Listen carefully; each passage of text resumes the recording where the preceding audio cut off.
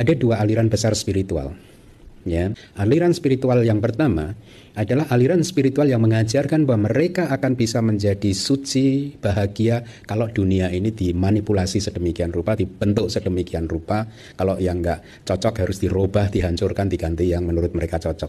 Paham maksud saya? Ada aliran seperti itu. Jadi mereka akan sibuk merusak dunia supaya dibangun lagi untuk menjadi seperti yang mereka maui, sesuai dengan idealisme mereka. Karena menurut mereka hanya dengan cara demikian mereka bisa bahagia, damai, masuk surga, dan lain sebagainya. Jadi ini adalah aliran spiritual yang sibuk merubah objek. Buddhism adalah aliran spiritual yang sibuk merubah subjek. Objek tidak pernah salah.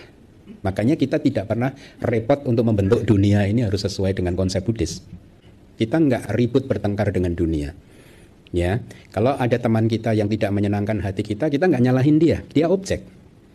Ya, kita akan mengolah hati kita supaya makin bisa damai menerima pengalaman-pengalaman yang tidak menyenangkan seperti itu. Paham ya? Kalau kita melihat objek-objek yang menyenangkan, kita tidak menyalahkan objek. Kalau Anda melihat misalkan kebetulan Anda laki-laki, Anda melihat wanita yang cantik, itu bagi laki-laki kan objek yang menyenangkan. Lalu boleh nggak Bante, apakah harus kayak si buta dari gua hantu dulu matanya harus dibutakan? Kan dulu si buta itu tujuannya begitu loh.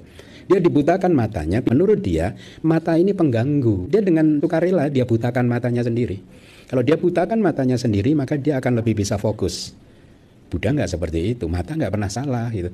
Mau mata dibutakan, telinga ditulikan, lah ini hatinya gimana?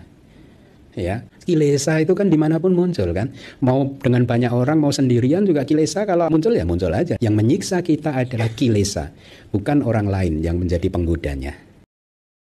Jadi kalau Anda ingin bahagia, syaratnya satu, kendalikan batin Anda. Ya, bukan kendalikan suami Anda, kendalikan istri Anda, kendalikan anak Anda akan repot mengendalikan banyak orang. Penjinakan batin, jadi batin kita itu sifatnya sulit dikendalikan, cepat dan singgah kemanapun dia menginginkan. Pergerakannya itu cepat, coba Anda perhatikan batin Anda itu. Ya, Anda bisa mengontrol batin Anda, lihat. Ketika Anda sedang bermeditasi misalkan dengan objek apapun gitu, lihat saja. Batin Anda seolah-olah bergerak sendiri ke sana, ke sini ya. Itu kata Buddha. Jadi batin yang liar seperti itu harus dijinakkan gitu. Kenapa? Karena batin yang terkendali menghasilkan kebahagiaan. Poin itu juga bagus ya, karena banyak saja orang yang berpikir bahwa mereka baru bisa bahagia kalau katakanlah suaminya bisa berubah, istrinya bisa berubah, gajinya meningkat atau perusahaannya berkembang, baru setelah itu saya berbahagia. Tidak. Buddha jelas mengatakan di kalimat yang terakhir itu, batin yang terkendali akan membawa kebahagiaan gitu ya. Nah, sebenarnya sederhana kan, jadi damai dan bahagia itu kan sederhana. Dan tahu nggak, itulah poin utama saya kenapa saya menyukai ajaran ini gitu. Ya karena sangat benar dan ketika dipraktekkan ternyata juga benar membawa kedamaian dan kebahagiaan sehingga kita bisa menikmati kehidupan itu dengan lebih maksimal, dengan lebih nyaman lagi begitu ya.